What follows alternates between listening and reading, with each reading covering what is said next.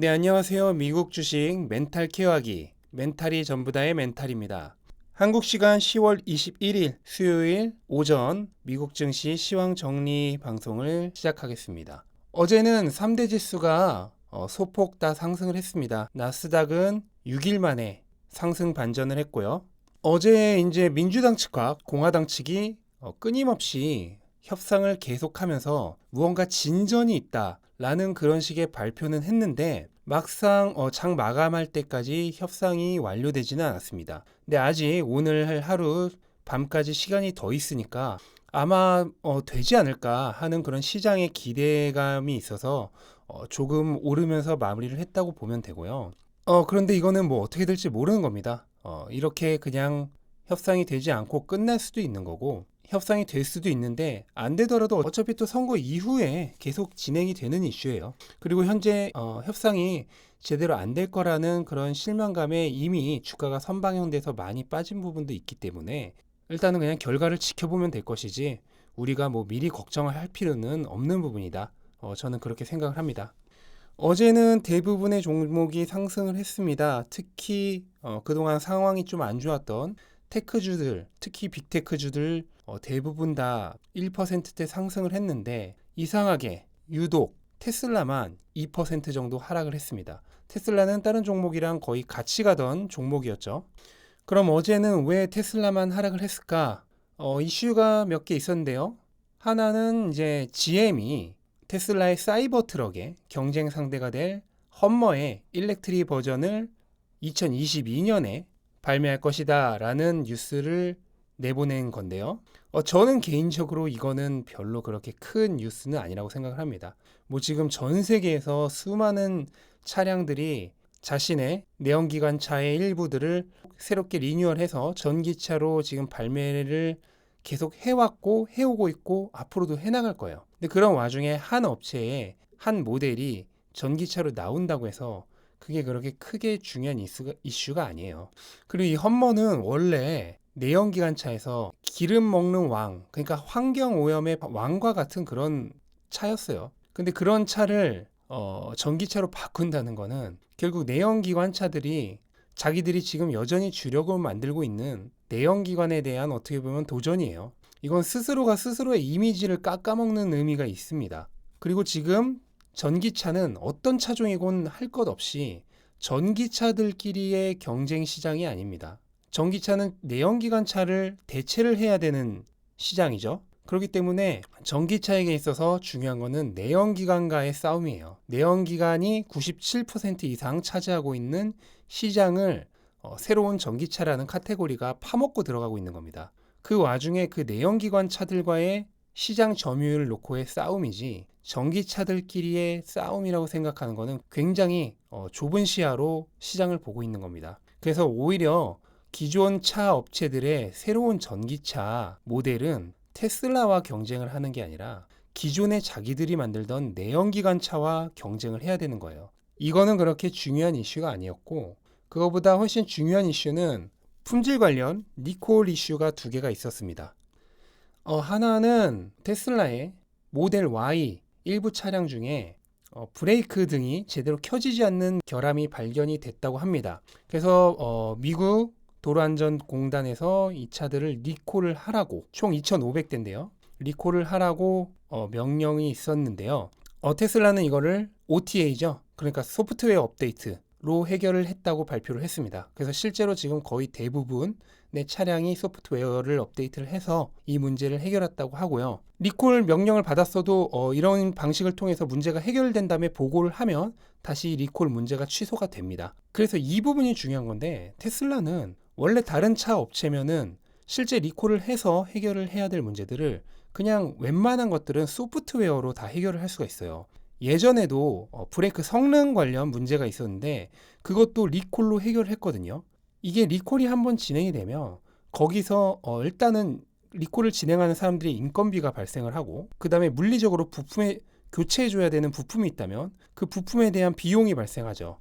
그래서 상당한 지출이 발생할 수가 있는데 이렇게 소프트웨어 업데이트로 그걸 해결해 버리면은 그런 지출이 발생하지 않는다는 거예요. 이거는 정말 엄청나게 유리한 강점입니다. 그래서 테슬라가 최근에 각 모델들의 주행거리를 약 5% 정도 늘리는 거를 소프트웨어 업데이트로 해결을 했어요. 이거는 배터리 관리 매니지먼트 소프트웨어의 효율성 증가로 인해서 소프트웨어 업데이트만으로 기존 차들의 주행거리가 약 5% 정도 상승한 겁니다. 이건 정말 엄청난 거예요. 어떤 차에서 소프트웨어 업데이트로 주행거리가 5% 늡니까? OTA 업데이트 한번 받으려면 서비스 센터 예약하고 가서 업데이트 받고 해보신 분들 알겠지만 엄청난 스트레스고, 중요한 업데이트는 차를 새로 사지 않으면 안 해줍니다. 저도 지금 옛날 내연기관 차를 여전히 타고 있는데요. 다 아실 거예요. 서비스 센터 예약 잡고 가서 뭐 한번 하고 하는 것들이 얼마나 스트레스인지. 이런 부분에서 오히려 테슬라의 이거는 강점을 더 부각시켜주는 뉴스가 아닌가 생각을 하고, 실질적으로 이제 조금 손해가 발생하는 뉴스가 있습니다. 테슬라의 모델 3의 일부 모델에서 트렁크가 떨어져 나갈 수도 있다는 그런 보고가 들어와서 이 부분에 대해서 디자인적인 결함이 있었다고 테슬라 측에서 인정을 했고요. 이거는 아직 뭐 리콜 명령이 발생한 거 아닌데 자체적으로 리콜을 실행할 가능성이 크겠죠.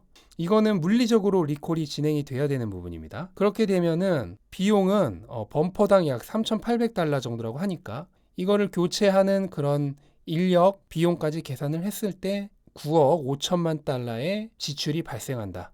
지금 리콜 명령이 뭐 나온 것이 아니기 때문에 무조건 전 차량을 다 리콜을 할 필요도 없는 문제고, 문제가 발생한 차량에 대해서만 무상 교체를 진행해 줄 수도 있는 거고요. 그렇기 때문에 최대로 비용이 발생했을 때 9억 5천만 달러, 이건 일회성 비용이죠.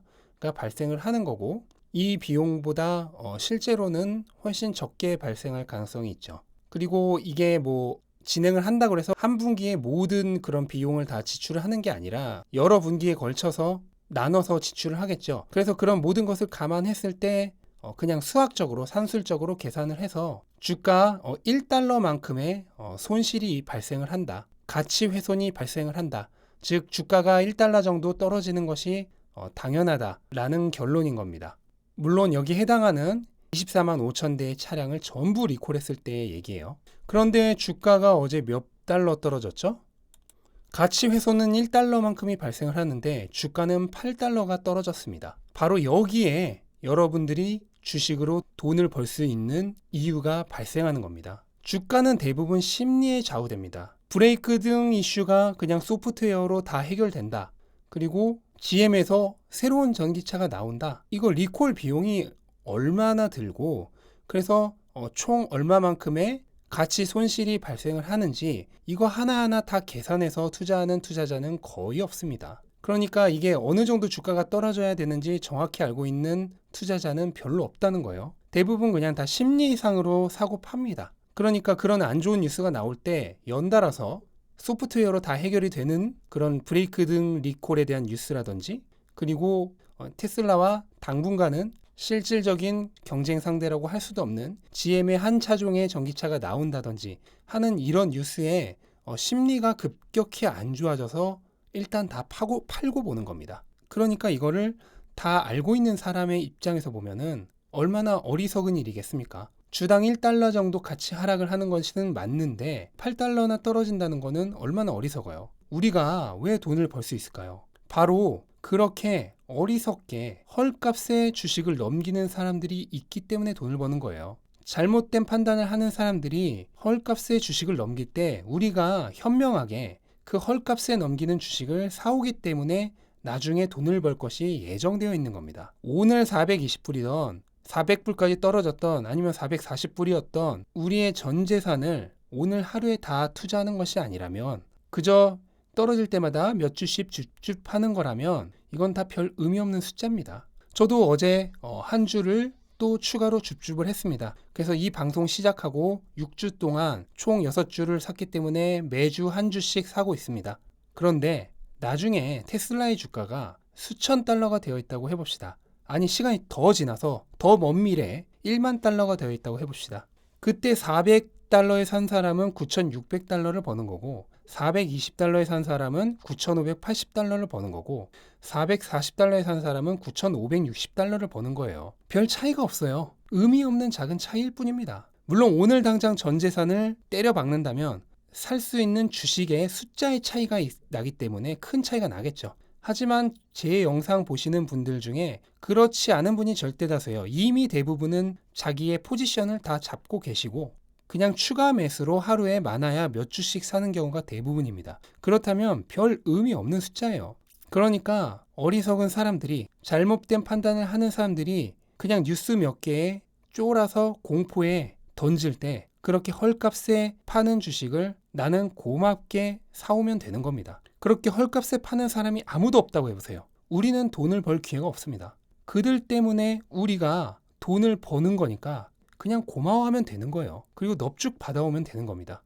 네, 그리고 넷플릭스 실적 발표 후에 지금 주가가 6% 정도 급락하고 있는데 시간이 너무 길어져서 얘는 짧게 요점만 말씀드리겠습니다. 시장 예측치 주당 2.14달러의 EPS 대비 1.74달러로 상당히 크게 어닝 쇼크를 했습니다. 그리고 자기들이 제시했던 보수적이라고 저는 생각했던 250만 명 유료 가입자 증가 수도 220만 명에 불과했고요. 4분기에도 그렇게 크게 호전될 거라는 가이던스를 제시하지 못하면서 지금 급락을 하고 있고 아마 당분간은 좀 주가 흐름이 어렵지 않을까.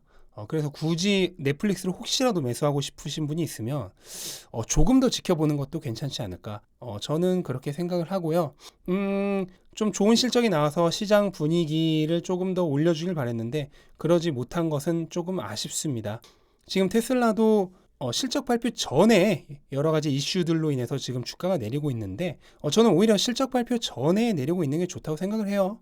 이러고 나서 좋은 실적을 발표하면은 오히려 분위기 반전이 될 수가 있는 거기 때문에 괜히 이전 분기들처럼 실적 발표 전에 기대감으로 한참 올랐다가 실적 발표 후에 떨어지는 것보다는 저는 오히려 지금의 모양새가 나쁘지는 않은 것 같습니다. 그래서 내일 테슬라가 좋은 실적만 발표를 하면은 지금 최근에 안 좋았던 주가 흐름을 좀 타파를 할 수가 있을 것 같습니다. 네, 오늘 저녁에도 다시 한번 테슬라 관련해서 영상을 올릴 예정이고요. 일단은 이 영상은 여기까지로 하겠습니다. 긴 영상 봐주셔서 감사드립니다. 좋은 하루 되세요.